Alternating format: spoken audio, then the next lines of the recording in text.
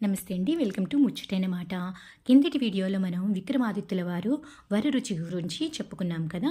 అయితే ఆ శ్లోకం ఏంటి అంటే, రామం దశరథం విద్ధి మాం విద్ధి జనకాత్మజాం అయోధ్యాం మటవీం విద్ధి గచ్చతాత యథాసుఖం అని.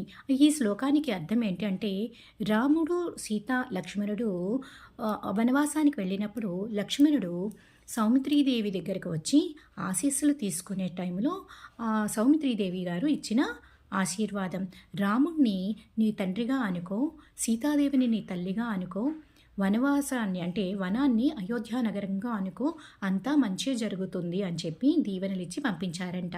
అయితే ఈ శ్లోకానికి 18 అర్థాలు ఉన్నాయండి. అందులో ఇది ఒక అర్థం.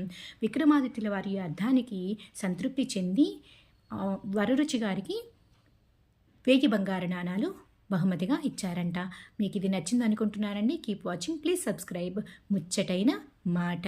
Thank you.